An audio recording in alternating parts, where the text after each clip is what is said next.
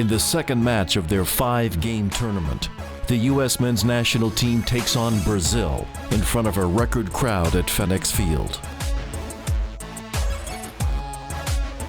I thought it was a great game, great stadium. The stadium was so crowded. Great experience. I think the whole team from Brazil has great skills, the technical. So it was nice to play against them. Anytime you play Brazil, it's a wonderful opportunity to judge yourself or measure yourself against some of the best players in the world. And I think for a large portion of the game we did okay. I think we accomplished some things we wanted to do. But unfortunately in the end I think we came up a little short and Brazil was sharper than we were.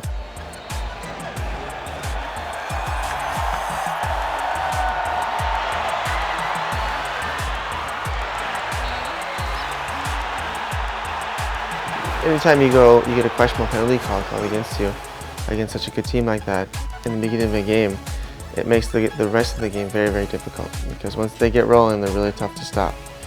And then shortly after they scored the second goal, so you're at home against Brazil, they're 2-0 up, what do?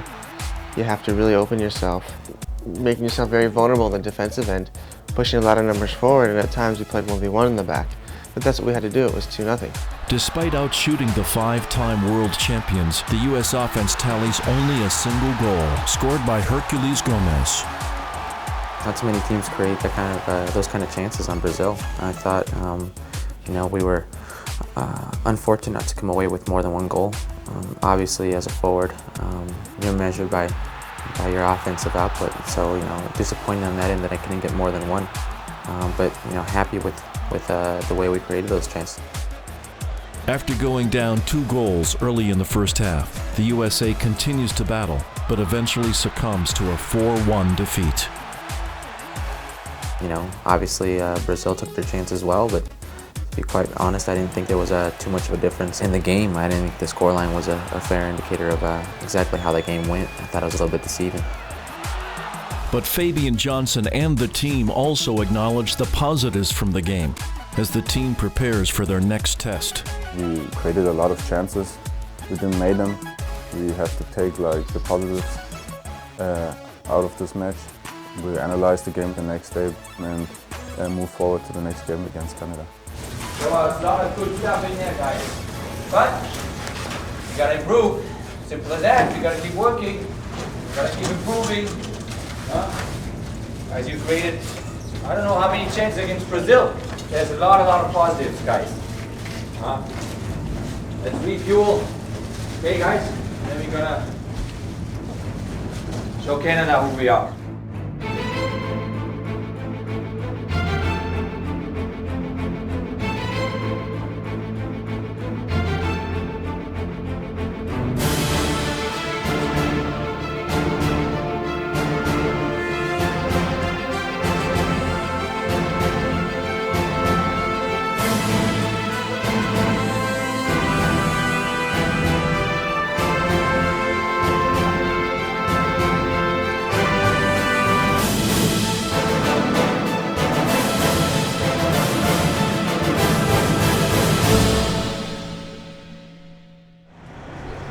The team leaves Washington, D.C. to take on Canada, its first trip north of the border in 15 years.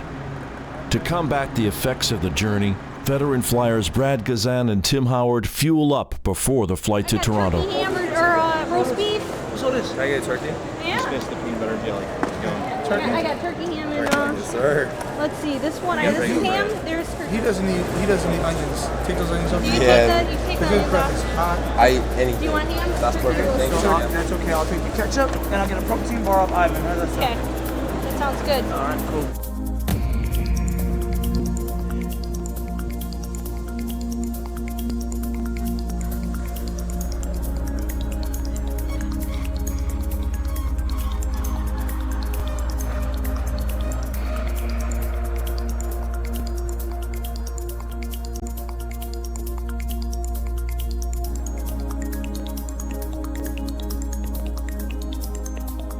Having the travel now to Toronto behind us, and the Brazil game is gone. We can't recover it anymore.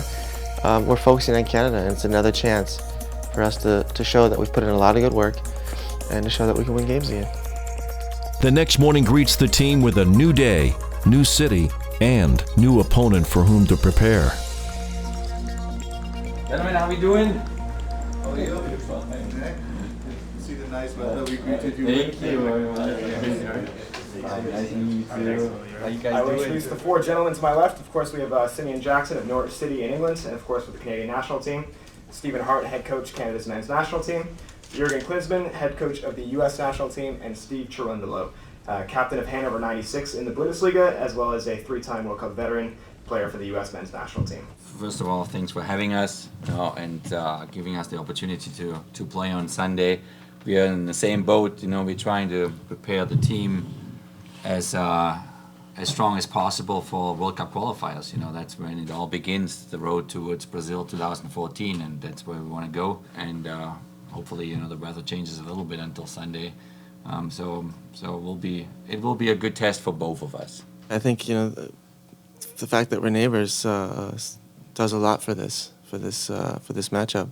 But for me, on a personal level, I played with one of their teammates, Julian Nagusma, for a few years, and it means a lot to me to be able to beat him.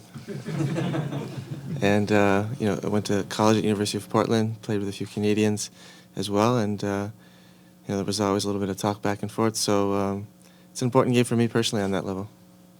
Cherundolo and Klinsmann find the atmosphere in the press conference friendly, but the weather in Toronto less welcoming. Confined to their hotel due to rain and wind, the players nonetheless continue forward with preparations for the game. They're going to do some kind of medium-high intensity work. It's about probably 16 to 20 minutes long.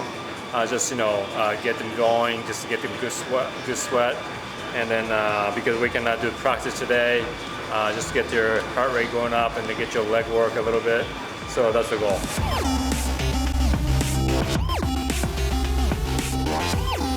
The downpour subsides the day before the match, and the USA readies for Canada, with both teams casting an eye toward the beginning of World Cup qualifying. The game between CONCACAF rivals affords Jurgen Klinsmann a final rehearsal before the June 8th opening act. More importantly than it being the last friendly, it's the only friendly we have where it's somebody from the CONCACAF region, so we definitely have to go out and make our presence felt.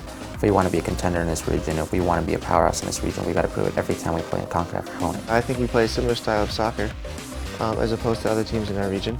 So it's definitely an interesting game. They're always close games. Canada gives us a run for our money always. The physical battle is very important. You need to outrun them, you need to outfight them. And when you do that, there will be space to play afterwards. And so that's what I expect a lot of on Sunday. They've come a long way, in terms of MLS and their teams, Toronto, Montreal, and Vancouver. They've definitely come a long way. They've shown they've got a great fan base. They've shown they've got a great passion for the game.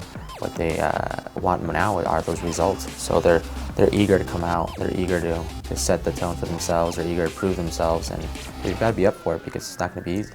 The performance is certainly the most important thing on Sunday in my eyes. I'm hoping for a focused team over 90 minutes. In the important moments of the game on Sunday, we really need everybody focused and pulling together and working for each other. And that's what I'm hoping for.